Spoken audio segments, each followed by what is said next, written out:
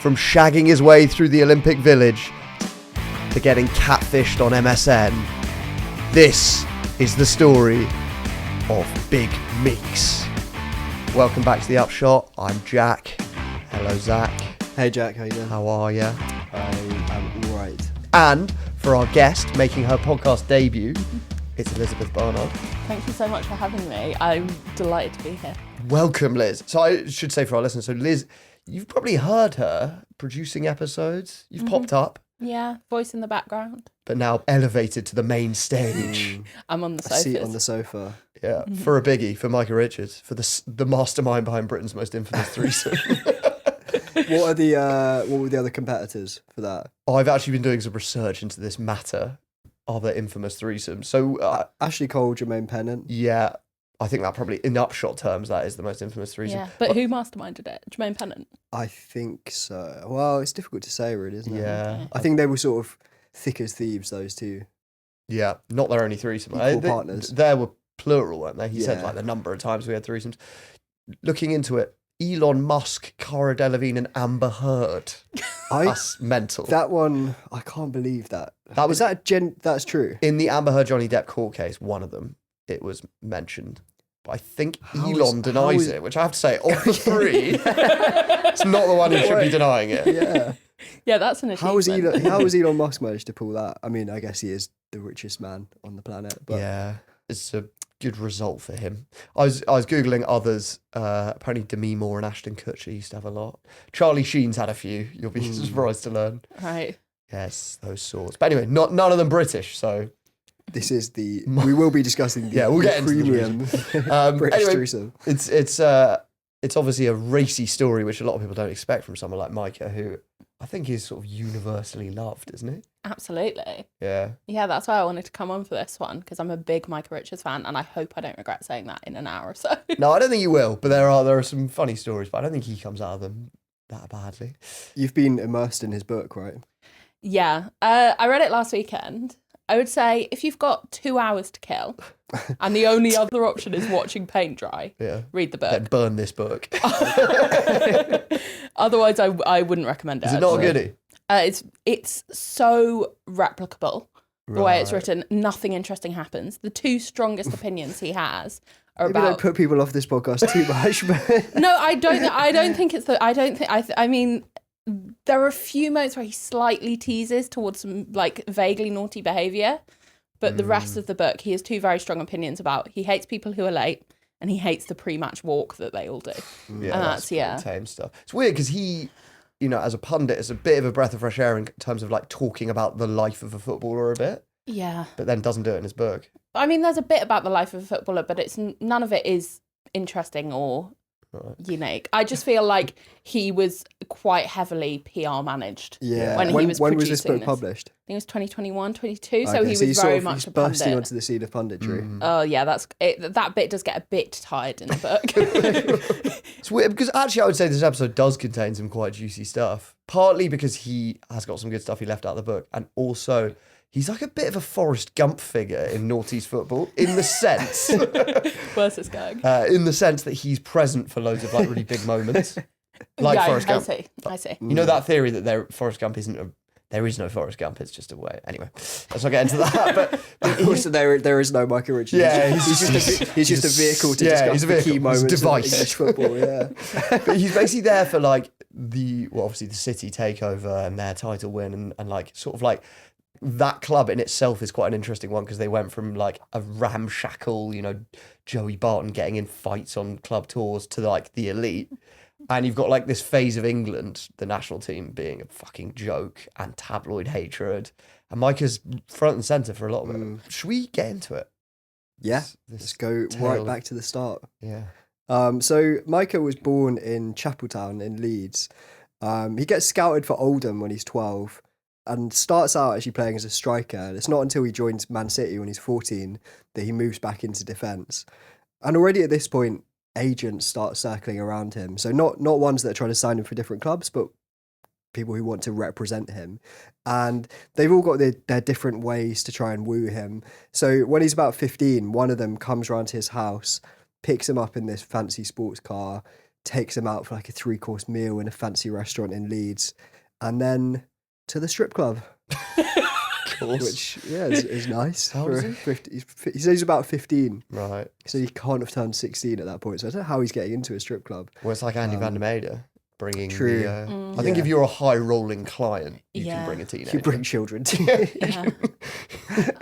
I can't sort even. of the Pizzagate theory, really, isn't it? I guess you're hoping that that's not the sort of thing that persuades someone to hire an agent, but like having been a 14-year-old boy. Yeah, I can't even imagine how that form of like over the top sexuality, how exciting that would be as a 15-year-old boy. Yeah. Like, Yeah, I guess they're just trying to give him a taste of the lifestyle. Like, this is, if you sign with me, this is what you're going to have to get used to. Normally they get like Steven Gerrard to like sign a shirt for them or something. Don't they?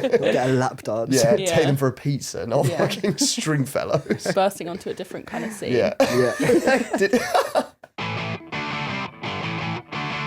In summer 2005, it's actually before he's even made his Man City debut, he gets invited along on their pre-season tour of Asia. And I think that Stuart Pearce is probably thinking that, bringing Micah along is going to give him a taste of the sort of level of professionalism and maturity that you need to thrive in the first team. Unfortunately, that's not exactly what happened. So this tour was the site of the infamous hotel scrap between Joey Barton and Richard Dunn. So they'd been on a night out in Bangkok, and they get back to the hotel bar, and this fight breaks out. Dunn ends up pinning Barton to the wall, and Barton sinks his teeth into Richard Dunn's hand, like draws blood, and Dunn reacts. He like throws Joey Barton through this glass coffee table. And then Richard Dunn gets dragged off by somebody and ends up booting a plant pot and breaks his foot and is out for 3 months. That's so embarrassing. That's great. Yeah. So that's the sort of environment that Mike is being ingratiated into. Yeah. Because City are a bit of a comedy club at this point, aren't they? Yeah. So Mike is sort of, now a part of that world. And that October, he makes his debut against Arsenal. So he's still only 17 at this point. And City are 1-0 down, and Mike is thrown on as a striker in the 85th minute. I've got a theory that Stuart Pearce at this time did not rate his striking options. So this was it was a few months earlier, was that famous game where he subbed on David James up front. Right. So I was looking at this game. I didn't realise it was the final game of the season. They were playing against Middlesbrough, who I think they were like 7th and 8th, level on points. Oh, wow. City needed the win to qualify for Europe, and it was 1-1, like 75 minutes on the clock. And David James was already playing in goal during that match. And Stuart Pearce hooks one of their strikers, brings on their sub goalkeeper, and moves David James up front. Oh my God, they that's had another amazing. striker on the bench as well, a guy called John Macken. How must he have felt? Yeah, needless to say, he moved on that summer. So Micah, after that, he makes the odd appearance, ends up scoring his first goal a few months later in the FA Cup, and then swears live on national TV afterwards, which I think was maybe a bigger deal at the time. Make an extraordinary finish. What did you make of it? Oh, it was just great to be out there. I just can't believe it. 1 minute it was 1-0 down, and then last minute I got the goal, so not much more I can ask for, really. Well, you're a young lad, and we can understand your excitement, but this is going up to a national audience, so be careful what you say. I'd say Mike is very adorable there, isn't he? It's He's very very sweet. like seeing him as a youngster, and he's got like quite a lot of like nervous energy. Yeah, very, very Very sweet. sweet. Yeah, I mean, he was young, like he was still 18, and he was like a stalwart of the team, really. And it was quite an experienced squad, so they had like Danny Mills, Robbie Fowler, Sylvain Distan. Going down the pecking order a bit. John Mackham, was it? That John striker Mac- didn't come on. he moved on swiftly. But yeah, it was an experienced team, and Micah was really becoming a fixture of it. Yeah, he was actually like one of the hottest prospects in English football because he was super quick, strong, good tackler, could read the game very well, and pretty quickly his form caught the eye of England gaffer Steve McLaren, who hands Micah his debut, aged just 18, the youngest defender to play for England. So it's this is 2006, just after England had been knocked out of that World Cup, and they play the Netherlands. So it's a pretty big deal getting picked for that game. And he's on at right back. He's very excited for it. He turns up for England duty. He says he always brought 2 pairs of boots, one with molds and one with studs, and gets there in the dressing room. Obviously, you're like really nervous. You don't know all these big names you're suddenly surrounded by. Opens his bag, and the Man City kit man has given him 4 left boots. Which I think is quite impressive, to do it with 1 pair. Yeah. To do it with 2. That's amazing. He ends up having to borrow Steven Gerrard's boots. Apparently they're a similar size, not even the same. And he says he had like the most amazing training session in them. Yeah. Yeah. Apparently at the end of it, he asked Gerrard if he could keep the boots as a souvenir, and he was like, no, fuck off. Anyway, so he's really hit the big time, and so have Man City, because the following season, they are taken over by Thai businessman Thaksin Shinawatra, who's also, he was Prime Minister of Thailand for a bit, and then briefly jailed for corruption. Not exactly sure where he sits on the spectrum of good or baddie, but he's a colourful character. Anyway, he buys City for 80 million quid, which is pretty mad. Like, they paid more than that for Grealish recently. So this is 2007, and it's pretty good news for the players, because Thaksin pumps a lot of money into the club. So Micah, his salary goes up from $5,000 a week to 50 grand a week. So he's 19. He's earning 50 grand a week. That's Imagine being 19 and earning 2.5 mil a year. Is that? Have I done maths right? Yeah. How many shots of Jägerbomb could you buy? Like, Yeah. He did buy a lot, actually, because he celebrated by going to Vegas with some friends, where he spunked 150 grand in one night. Wow. It's a lot. I think if I was earning 2.5 million a year, I don't think there's anything wrong with doing that. Oh no, nothing wrong with it. I think that's like quite logistically impressive. It's a bit of a Brewster's Millions. How do you spend that much? Yeah. Vegas. I reckon in Vegas you can do that fairly easy. Not easily, but like. Yeah, I reckon that smashing the it's cash, like you've got bottles of some vodka mates that are with you. like $5,000. Yeah. Like, I saw an interview with, I think it was Troy Deeney recently, who said that he spent 500 grand on a night in Vegas. And he was sat there, he was like, yeah, I could really do with that $500,000 now. Yeah, I actually don't think Troy Deeney's quite had the career to justify $500,000 in a night. Yeah. As for who the pals were, you got Micah, you got Ashley Cole, Sean Wright-Phillips, and Adam Johnson. Yeah. So he bankrolled a convicted paedophile night out in Vegas. When me and Zach were writing the intro for this episode, we were like, would it be unfair for one of the lines to be bankrolling Vegas benders for convicted paedophiles? Was he surely he was Not at the time. Yeah, I no. was going to say. convicted. He was just a sort of handy midfielder at this point. Shinawatra, besides hiking the players' salaries, he also gets rid of Stuart Pearce, possibly because he'd heard about him putting goalkeepers up front. And instead, he brings in a very different character, Sven-Goran Eriksson, who, to be fair, had been England manager until really recently, like a year before. Don't think he'd done much since. And then he popped up. Sven was apparently very popular with the City squad. This doesn't surprise me. I've actually never heard of a squad who didn't love Sven. I don't know if he was popular for his sort of like footballing leadership, or if it was just like... He's sort of one of them, really, in terms of Yeah. his lifestyle, right? Yeah, I mean, in Micah's case, definitely, because he goes to this award ceremony and they're asking him what's Sven like, and he waxes lyrical about him, and then adds at the end, he's introduced me to some fit women as well. So I think he really is one of them. It is a bit of a theme with Sven that he's like, he's very keen to like introduce his friends to women. He talks about the Steve McLaren story. To be fair to Sven, he's not just popular for his largesse with ex-girlfriends, because he does actually do a pretty good job. So City are 5th by Christmas after he comes in. It does sort of tail off after that, but they have a very good start. And Micah is pretty close to him. He actually makes Micah captain on occasion. Very young to be captain. He's like 20. young. But I think he's just considered a bit of a leadership. He's quite a people person, Micah, isn't he? Evidently. And Yeah. Sven. As is Sven.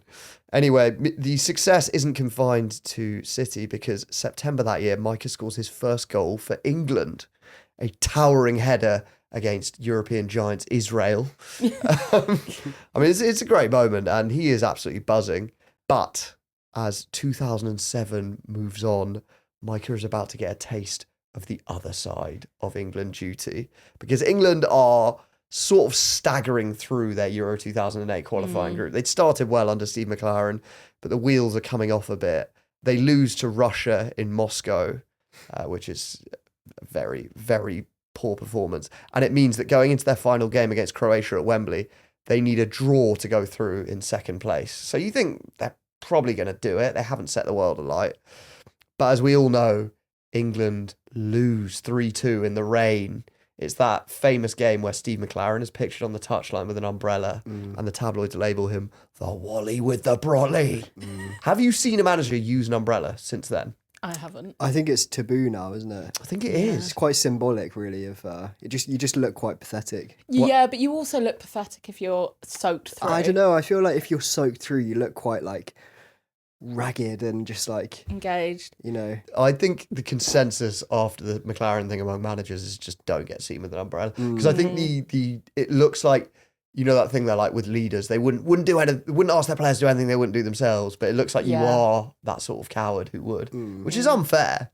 He's probably wearing like a fucking $2,000 suit as well, but anyway, it's an infamous moment. And that was the game where McLaren just randomly dropped Paul Robinson, and early on in the game, Scott Carson, his replacement, who was only 22, he lets in quite a soft goal. And England do come back from 2-0 down, but it's not enough. They fall to a late winner.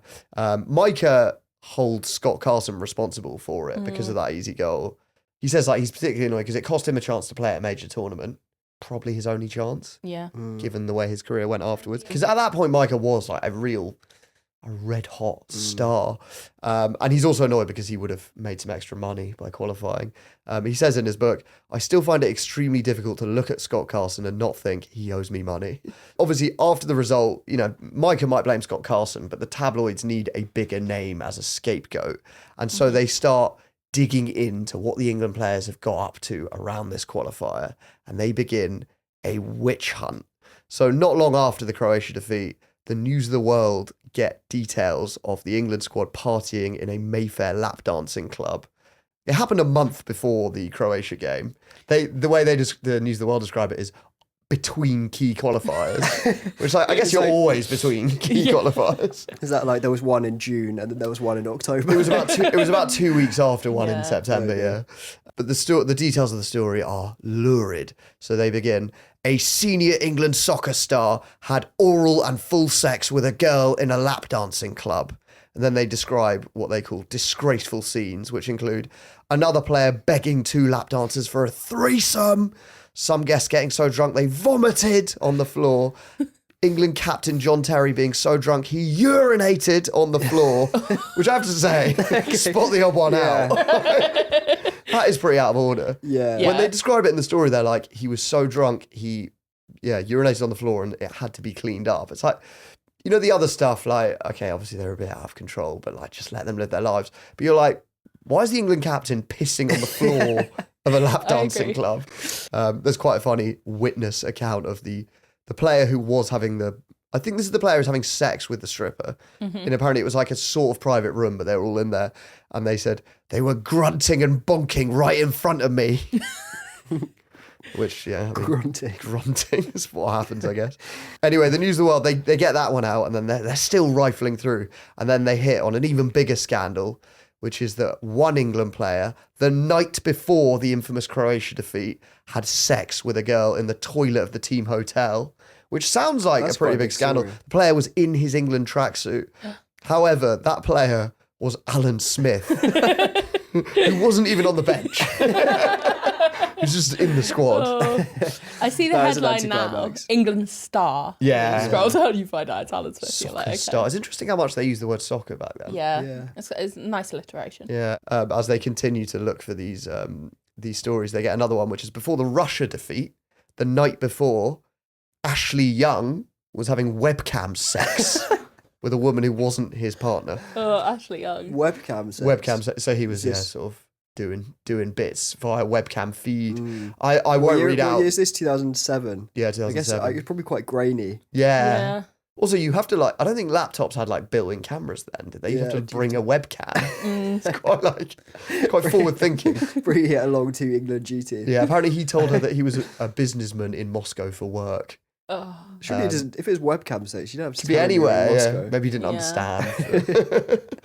I won't read out the messages he sent because they're just filth. But Yeah, Ashley also, in fairness to him, not even on the bench. So they're sort Yeah. of picking away at the squad players. Like the cheating aspect of that is bad, but is it the thing that's meaning that England aren't making major tournaments? I mean, obviously not, because he wasn't even on the bench. Yeah. But also I'm a bit like... Yeah, I think they're just struggling to get a big name. John Yeah. Terry one was Oh, quite sure. big, but it was not before a Oh, match. and the John Terry one he should be ashamed. Yeah. Their argument, obviously, because they always need this like pearl-clutching moral justification for these Yeah. stories that are just funny stories, is that like in the Alan Smith one, apparently there were like these models who were in for like a photo shoot with the England players, and they're basically saying like it was just a boys' club, the atmosphere. The players are just like all over these okay, I models see that. begging them for sex. Like their mind was not on the game. But apparently after this, the FA banned models from the England camp, which I feel like you're punishing the wrong people in that. I don't know. I guess it was an era where like literally Sven and the head of the FA were like sleeping with an assistant. So you could see how they might be like, we need to do something. But True. Code of well, conduct. They did, because after overseeing that bacchanalian regime, Steve McLaren is handed his P45, and in comes Fabio Capello, who's sort of the opposite. He's this real strict disciplinarian Italian. And, you know, if he was wondering what to expect from his new gig, the News of the World decided to welcome him with an editorial. So it says, "Welcome to England, Mr. Capello. A world that gave a new meaning to the word roasting. A world in which wealth is obscenely flaunted. A world where normal standards of decency are discarded." So, you know, as he was flicking through his copy of the News of the World, Fabio was probably wondering what this new meaning of roasting could be. And he was about to find out via our very own Micah Richards. So a few days before Christmas 2007, the News of the World published a bombshell scoop. So the article is titled "Grinning Animals." And I'll just read it out to you. "England ace Micah Richards is today exposed as a vile animal. Captured on video roasting a teenage fan in a toilet with a pal. The star player and his Premier League friend, grinning broadly with debauched pleasure, have sex with the girl at the same time while filming themselves on a mobile phone. The Aston Martin driving Micah has been drawn into the depraved lifestyle that is tarnishing our national game." I really feel like this is a high point of tabloid sensationalism. Yeah. It's like the language they use, grinning broadly with debauched pleasure. Which I think should be the title of the episode. It's ridiculous. Also, they're like, can Wow. be exposed as a vile animal. Yeah, What did he vile. actually do? So he, So yeah, in case you couldn't make out from that weird language. So basically, Micah and his friend, who they describe as his roasting accomplice, basically filmed themselves shagging this girl in the toilet of a hotel. So yeah. but I love how it's Just all this go- like moral indignation, and it'll be like, see pages 6, 7, and 8 for full pictures. Yeah, it's I don't know, it's quite ridiculous. Because I think they do have. We haven't got the pictures. We'll have to go to the British Library to find them. I think they have got like grainy pictures of Micah grinning broadly with debauched pleasure. I'm really looking forward to this trip to the British Library. Yeah. We're going to be in there with like some PhD researchers who are going through like a 12th century copy of the Bible. Yes, sitting in the seat where Marx wrote the Communist Manifesto. Have you got the Micah Richards phone sex? Because it was, I think the thing is, it was video by Micah or his mate on like a Nokia. Yeah. Which must have been so grainy. And then this video landed in the lap. And Yeah. the filming is also a bit like, I don't The know filming, whether they were all I don't know happy who, about I don't the know filming, how but this tape ended up in the hands of the tabloids, but it does suggest that it was passed around a bit, Yeah, which is which- that's the bad part of yeah, it. that is. But I bad. think The actual roasting itself. the framing not- of it is like victim and perpetrator, I think, is unfair. Yeah. yeah. If And you- the animals thing. Yeah. yeah. Well, it gets worse. Well, Oh God. their moral panic is sort of built upon on Boxing Day 2007, when the Sun published an article. It says, "It's Boxing Day, and the chances are you've gorged yourself so stupid on turkey in Quality Street You're vowing to detox away half your body weight in the new year. Perhaps December has blurred into one perpetual hangover of overindulgence in food, drink, and bad karaoke. But for footballers, a Christmas roast and all the trimmings has one hell of a different meaning. Wow. It's like, why have you shoehorned that into this? I do enjoy all the trimmings. What does that even mean? You've got to say it must have been fun writing these articles. Yeah. Oh, 100%. I actually think the whole like You put your morals aside. the whole like condemning it thing is actually just about them having a legal justification Yeah, Yeah, absolutely. for invading people's privacy. Yeah. Yeah. Anyway, it is a big scandal, and Micah is dropped from the England squad. Capello, I can't imagine Capello's the sort to indulge a roast. No. Oh, so he drops him. Micah gets Yeah. dropped from the squad. For because of what? that. For having sex with someone? For I think it's more to do with, the fact he filmed bringing it. the England team into disrepute. Yeah. But, What he does in his private time. What he Yeah. does in his private time is fine. The sharing of the video, which I assume comes from him, is like, it's not great. It's not great. yeah, I don't love that. That's not he good. he does this. There is a moment of interest in the book. He brings it up, but then he says that the story as it appeared was not accurate. And then I thought, well, can we detail which bits were accurate? That's what I really wanted. Well, I think people do just say stories aren't accurate if they're trying to like cast aspersions. Oh, on it. 100%. But 100%. yeah, I guess he would view the incident quite differently. Yeah. Micah does say that this was sort of a turning point in public perceptions of him. So he said in his book, I was no longer the next big thing. Now I was an example of everything that was wrong with English football. People didn't want me to do well anymore. They wanted me to fail. Which is quite an interesting take on it. It was that era. I remember a story around this time of like, it was in the tabloids, it was like Micah has been told by City he needs to like get rid of the hangers-on he spends time with on the nightlife scene. That was like a really common story about footballers around then. Yeah. They were just like being distracted from caring about football. It's like they're quite young. Yeah, and it's kind of silly because it's like they're only in training a few hours a day and they've got loads of money and they're 20. Like, And does it affect their football? I just don't think it does. no, I don't think so. Yeah. So with Micah at his lowest ebb, the vultures begin to circle. So he logs on to MSN one day, MSN Messenger, as you do in 2008. Yeah, of course. And he's been added by a girl called Maria Suarez. Ooh, sexy name. It's a sexy name. That is a little very bit, sexy a little bit name. exotic, And Maria and Micah start chatting. She's from Spain, but she's actually visiting England. That's so And convenient. luck will have it, she's a Man City fan. Wow. And she'd love to go to a game. So Micah, they're chatting a bit, they're getting on well, and he thinks his luck's in. So he sorts her out 2 tickets for the Players' Lounge.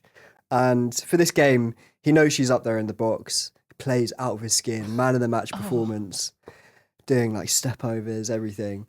And after the game, he showers, puts on his club suit, and swaggers up to the Players' Lounge to meet her. And he goes in there, and his eyes are scanning around. Doesn't seem to be there, but maybe she's just popped to the loos. Waits 10 minutes, no sign of her. Half an hour goes by, an hour goes by, and eventually he logs onto MSN to message her. Well, in the club IT room. That's so much time. Goes and asks the club secretary if he can log onto her laptop. And discovers that he's been blocked. Maria has blocked him. So he's obviously gutted about this. And Monday morning he goes into training and he's asking around all his teammates, he's like, does anyone know this Maria Suarez? She blocked me on MSN. And it turns out that 4 other players had been messaged by the same Maria Suarez and they'd all sent her tickets. She got about 10 or 12 tickets for the same Players' game? Lounge for the same game. Oh. Genius. And yeah, I mean, he doesn't to this day know who it was, but probably just some bloke. Anyway, Micah soon doesn't need to be mixing it with schmucks because he is about to hit the real big time when the Abu Dhabi group, led by Sheikh Mansour, come knocking for Man City in 2008. So they paid 200 million for the club. So Thaksin Shinawatra has more than doubled his money in a year. Pretty good deal for him. It's obviously really exciting. Like if you're already at Man City and suddenly like there's all this talk of like the biggest names in football joining the club. Micah says it's a bit of a double-edged sword. You're excited, but also everyone starts to fear for their places because literally every position on the field, the club are linked with like some of the biggest names in football. In Micah's case, it is Dani Alves and Maicon, the Brazilian right back, who they're talking about coming to City, plus also some slightly less glamorous names. So he says in his book, it's one thing being told by the newspapers you're being replaced by one of the best players of all time, and quite another to flick through the sports pages to find out that your club is planning to dump you in favour of Glenn Johnson. Yeah, a bit harsh. Glenn Johnson, because He was quite good for a while, right? well, when Because he moved Chelsea to got Liverpool, Abramovich, he was one of the like sort of marquee like youngster signings, Yeah. and then he went to Liverpool. But to be honest, towards the beginning of in the book, at least, he says like, you know, there were moments, there were rumours, but I knew that I was solid. And so he's in this sort of like nice position where he's watching all his teammates worry and flounder around, and he's like, oh, no, I'll be fine. It's easy to forget he was really, really good. Yeah. City do actually buy Zabaleta in this transfer window, but Micah remains the first choice for quite a long time, actually. Meanwhile, Abu Dhabi, after a season, they get rid of Mark Hughes, who'd taken over from Sven as manager, and they bring in a proper super coach. It's Roberto Mancini. Oh boy. Yeah, proper big names now. And actually the big names keep coming when Mario Balotelli joins in 2010. And he already had a bit of a rep as like, this guy's pretty crazy. And City decide that the person in the squad who should sort of welcome him to the city and just make sure he's on best behaviour is Micah Richards. So he's sort of asked to be a sort of like chaperone friend. They saw the phone video. Take him out for a Sunday roast. Yeah, they saw the video and thought he can look after him. Yeah, that guy should be head prefect. Yeah. Yeah, so they become like quite good mates, him and Balotelli. Like they do have the odd like squabble. They're pictured fighting in training one time, but I mean they're adamant they're still friends. And Micah does have a bit of a role in the infamous fireworks story about Balotelli. So this is a year into Balotelli's time at City. The Manchester derby is the next day, and Mario's having a party at his house, which I think he's just doing every night. And at some point, Mario's in the garden when he looks up and sees that his friends are setting off fireworks in the bathroom, which causes quite a big house fire. Anyway, so the story at the time, which a lot of people don't know, is that Mario, seeing this fire, runs into his house, fills a Louis Vuitton bag with cash, and is seen sprinting away. And then obviously, as we know, the next day he scores in the Manchester derby, which City wins 6-1, and he unveils his Why Always Me t-shirt, all quite iconic. But what a lot of people don't know is that 2 weeks later, by which point Mario has become the face of Manchester fire safety and given all these statements about how people should be careful. He's in those adverts. He then pops up, he knocks on the door of Micah's house. Micah opens the door, Mario's there with a bag of fireworks, which he then empties onto the floor of Micah's house, picks one up and starts chasing Micah around the house, holding the lighter to the fuse. Yeah, I think he's just an absolute wild man, Mario. But yeah, they're a pretty good mates. And together they are part of the City team who finally bring glory to Sheikh Mansour in 2011 when City win the FA Cup. So it's sort of the first trophy of that new era. Big deal. It's not all glamour around this time, though. Micah gets in his car one day and it absolutely stinks. He's driving around like, fucking, this is an awful smell. So he takes the car to be cleaned. Doesn't really do the trick. He's like, hanging one of those Christmas tree things that try and get the pine smell to drown it out, but it's not really doing the job. Like the car still just absolutely stinks, and he keeps taking it to get cleaned, but the smell won't go. In the end, it sort of starts to fade a bit, but like it's still a pretty awful smell in the car. He carries on driving it though, and then one day he gets a flat tire, and he pulls over, goes into the boot, opens that compartment where the spare tire is kept, and there he finds in a plastic bag a human shit, which he says the poo had turned grey. So basically a teammate had done it in a prank. They shat in a bag and hidden it in the boot, and he just carried on driving the car through the smell. I kind of think if he's taken it to get cleaned so many times and he's been like, this is ruining my life, like, why have you not opened that compartment yet? Yeah. That's you, what- you just don't think of that though. We talked about Paul Gascoigne. Yeah, Paul Yeah, Gascoigne. well, That's the why Paul Paul Gascoigne Gascoigne- hid a fish. That was cleverer though, because he hid 2 fish. Yeah. And so when you get rid of the first fish, you think that the lingering smell is just fish and it'll go eventually. I guess doing that with shits is quite hard. You have to wait till tomorrow now. Yeah. Or you have an accomplice. Yeah. Yeah. Yeah, that's what you actually need. Yeah. That's so Yeah. funny. Yeah. Anyway, nice little prank that. Back on the pitch, Micah he's a mainstay as City become a growing force in English football, and by the 2011-12 season, they are genuine title contenders. And Micah's playing a big part in that. He's setting up a lot of goals. He's a key player until the new year comes. He picks up an injury and ends up losing his place to Pablo Zabaleta. Yeah. So we're sort of entering the early stages of his decline because he's now largely on the bench for the run-in. And it's an important run-in because, as we all know, City go into the final game of the season top of the Premier League on points difference. So all they've got to do on the final day of the season is get a better result than Man United and they will win the league. And they're playing QPR, who are, relegation strugglers. Terrible team. Yeah, shit munchers in this context. And so Micah, he's named on the bench behind Zabaleta, but he thinks, I'm expecting we'll take the lead against QPR and then hopefully the gaffer will throw me on and I'll play a part in this final game. But we all know what happened. First of all, City go 2-0 down. Then Joey Barton gets sent off. And then who else but Pablo Zabaleta pulls one back. So it's 2-1 to QPR going into stoppage time. It looks like Man City are going to lose out on the final day to their hated neighbours. But obviously they turn it around. So Dzeko scores in stoppage time. And then there's that famous Aguero goal. Possibly the most famous Premier League goal. Yeah. Every I time think I watch so, it still gives yeah. me shivers. It's the most to be famous honest, yeah. end to a title race, I Yeah, think. Yeah, it's Although unbelievable. Kevin Insane. Keegan bottling it with Newcastle probably second, I think.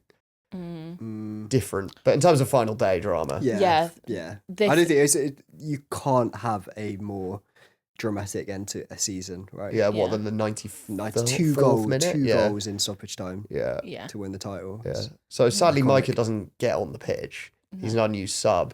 But I mean, he, first of all, being in that environment, you're still like just so jubilant at the way it Yeah. goes down. And secondly, he'd made 37 appearances for City that season and had been nominated for Player of the Year. So he is justifiably like, Buzzing. he earns that Yeah. title medal. Yeah, he says in his book that the manager had a system where, like, when Zabaleta was playing well, even when Micah got back to fitness and he was the first choice, Zabaleta would continue playing. So he was like, oh, it wasn't that I was doing anything wrong, it was just that this was the system.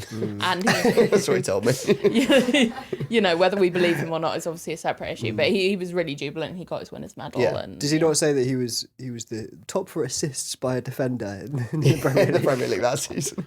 Wow. Yeah, you'll never Yeah. sing that. Yeah, but what I'm saying is, I slightly thought because of his 2014 winners, well, he doesn't even get a medal then, but I sort of thought, oh, by this point he was a bit part player and he didn't really. No. Do you know what I mean? A bit like how Roy Keane said that when United won the treble in '99, he was suspended or injured, I forget, and he was like, it was the worst night of my life. I thought it was a bit like that, but actually, you would just be fucking happy. Yeah, he was. Yeah, He deserved it. He'd played his Yeah. role. He did say in 2014 when he didn't get the medal, he found that really tough. But Yeah. this, he's like, he gets his medal, he's celebrating with everyone. Like, yeah. So because of that stellar season, Mike has earned his call up to Team GB for the 2012 Olympics in London. He's one of 3 overage players in the team. So the Olympics does under 23s for the men's football, but you get 3 overage players. So it's Micah, Craig Bellamy and Ryan Giggs. Right. Stuart Pearce is the manager. Right. We all know how good he is. Yeah. Yeah. How did they do it? It was shit, wasn't it? Yeah, so they got knocked out by South Korea in the quarterfinals. Okay, yeah. Fortunately, though, although it wasn't great stuff on the pitch, off it is where the action really happens. So Micah recalled it later. He said, it was the party of all parties. It's what I imagine to be when you go to uni, when you're in halls. We went training, come back to the village, then we were up till 4 a.m. So you've got different campuses, Team GB in one block, Brazil, France, and then there's this massive room full of condoms. Honest to God, I was on fire. And multiple gold medals. One of the best times of my life. It was incredible. Wow. Oh God, multiple gold medals is such a gross way of describing Does it. that mean he slept with multiple gold medalists, or does he think just so. mean like gold medal for a within shag? in the Team GB camp. Yeah, I thought it was I- slightly more disgusting. I Do you think if you win a medal, you are more desirable? Probably, yeah. Probably, You're a yeah. scalp. yeah, strutting through the canteen. Yeah. Yeah. I get the vibe of the Olympics being like just a huge horny situation. Like, you know, everyone's pumped up on testosterone. Everyone's really fit. Like, Yeah. you know, you're away from home. And like Yeah. 4 years of training is over. Yeah. So you can. It's like Yeah, especially end if your exams. if your event is finished. Yeah. You'd be a bit pissed off if your event is like on the last day. It's like exam period when all your mates are like slowly finishing and you've got one like right at the end. Although judging by the way Micah describes it, he's just doing it throughout. He was like, come back from training, 4 a.m. Are they boozing? I don't know. It doesn't mention that. It does sound a lot like Sounds- uni. Yeah, it does. Yeah, I mean, not my experience of uni, obviously. yeah. Shagging multiple Olympic gold medalists. Yeah, That was mine. 4 a.m. yeah. Starting to see why they got knocked out though. Yeah. Yeah. After that though, Micah does a couple more seasons at City. Like we said though, he's not really first choice anymore. Has quite a few injuries.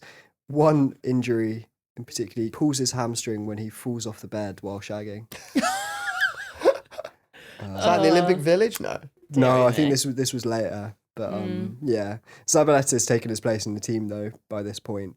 And like you said, they win the title again in 2014. But it's quite a bittersweet moment for Micah. He's on the pitch celebrating, but he knows full well that he's not going to get a medal because he's only played twice. Is that because he's out with injuries or just not getting picked at all? I think a bit of both. Because what's the thing? Does he basically lose his pace? Because he was really quick. I think that was a big part of his game. And then he has a lot of knee injuries. He really struggles with his knee. So it's also they're just like, look, we can't reliably select you. Like Callum Wilson problem, basically.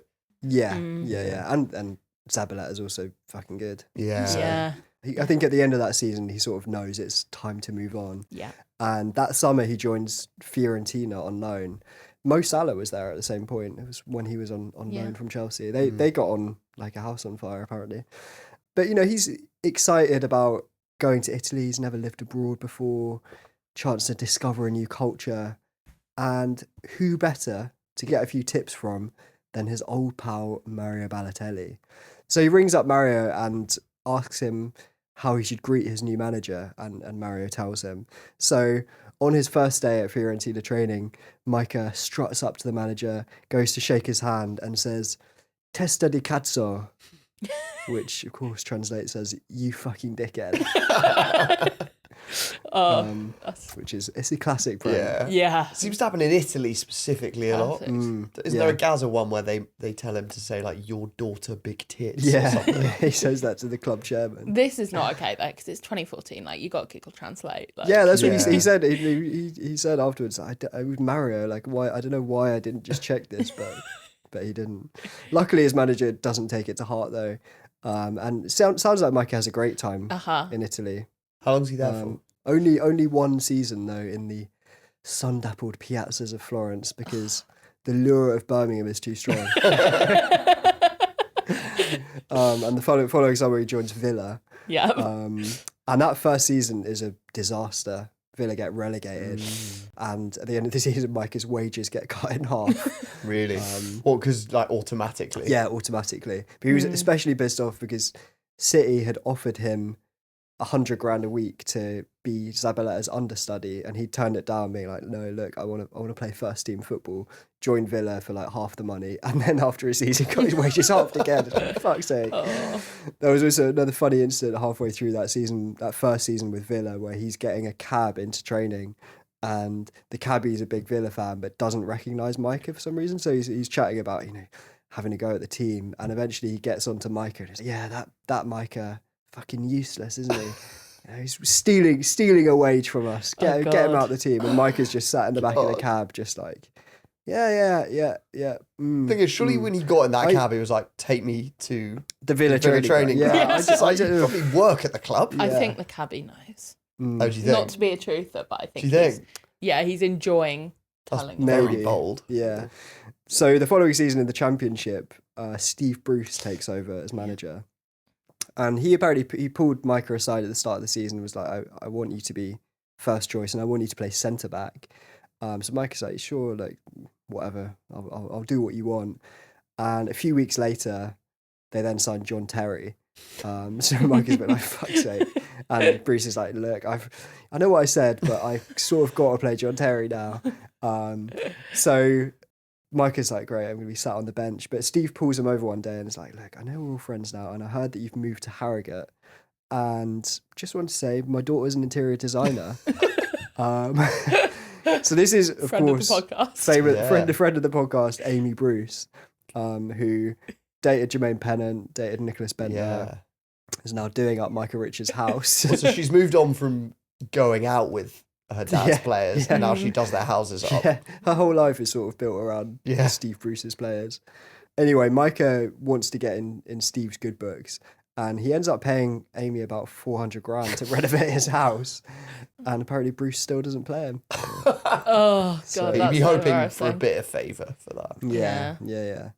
In fact, the last couple of seasons at Villa, he doesn't really play at all. He has really bad knee injuries and ends up retiring in 2019 when his contract expires. He's still only 31 at that point. Yeah. He basically didn't play after age 29. But really, his career is like all the way up to the January, like the sort of halfway point of the first season City win the title, right? Yeah. 2012. That high point in 2012, obviously, when he went to the Olympics. Yeah. But that is basically 2012 is like the peak of his career, and then it's a very steep downward decline. He's only 24 in 2012. Yeah, he has a lot in the book about playing at Villa, and he says Villa fans really don't like me and they won't want to hear this, but he was talking about like his knee apparently was absolutely fucked, and this is a bit gross, but having to drain fluid out of it to play, and the doctors were like, we really shouldn't be doing this. This will damage you long term. And he was like, no, I want to play. So he really should have retired. Yeah, he really should have retired sooner. Yeah. So it's a strange career. Promised a lot. Had won the biggest prizes in English football. Yeah, and like then he stopped. FA Cup and then the league the year after. Fortunately, Micah Richards is a man of many talents, and within months of retiring, he's everywhere really as a pundit. Everyone wants a piece of him. He was a massive breath of fresh air when he suddenly came on TV, because punditry was still a world of like dreary Graham Souness types. It was quite moody, quite sort of like, I don't know, technical. There wasn't much laughter. And suddenly in comes Micah. He's young, he's upbeat, he laughs a lot, he's self-deprecating. I also think he and Peter Crouch are sort of the guys who introduced the thing of just talking really openly about life as a footballer in the super professional age. Like people had done it in the 90s and stuff, but they're first of that generation to like give a real insight. Yeah. So he's, I think people instantly take to him. But he does have to win over a few of his more dour colleagues. And who more dour than Roy Keane, who pulls Micah up in this very famous moment. You're 18 and making your debut. I mean, what will he be going through? Yeah, I think you just got to be careful, haven't you? Because I burst onto the scene, didn't I? And I was going to be the next best thing. And you just got to keep his feet on the ground. He's got a manager there who believes in his talent, and a manager who will keep his feet on the ground. And as long as he does that, I think he's got a real. Did you burst onto the scene? Burst? You don't remember my head on Villa? Do you not remember that? No. Quite a few defenders burst onto the scene. Well, hold on. I played for England at 18, youngest ever defender to play for England. I would say that's bursting onto the scene. And actually, while we're here, I remember the post-match interview, Mike. Go on, while we're here, what you got? I put so after I've scored against Israel, I put you'll and then in the paper the next day they put you'll never get your shirt back. So next time I was in the squad with Neville, he didn't speak to me. He's a bit like that. Yeah. Do you remember that, Gary? Pardon? Yeah, I mean he did best on the team. Actually, interestingly, he there talks about his own career a bit. And he's kind of saying it's not just the injuries, I was a bit distracted, which seems harsh on himself. Yeah, I really like the way Roy is clearly biding his time with that comment. As soon as he heard it. Yeah. He's not exactly like an obvious friend for Roy Keane. So Micah at some point in his punditry career revealed that he gets his hair cut 3 times a week, £200 each time, which is different to Roy's insane. Yeah. Yeah. Could have done with that 100k a week he'd been offered by City. Yeah. Anyway, he and Roy do become friends actually, and the pair of them are working on punditry during a game at the Emirates when at halftime a horrible Arsenal fan tries to headbutt Roy, and Micah comes to his rescue. The bloke sort of makes contact with Roy's chin and chest. He doesn't quite connect, but Roy is bleeding in the video. And the very short clip just shows Micah collaring this guy. He's grabbed him by the collar while Roy asks for security to step in.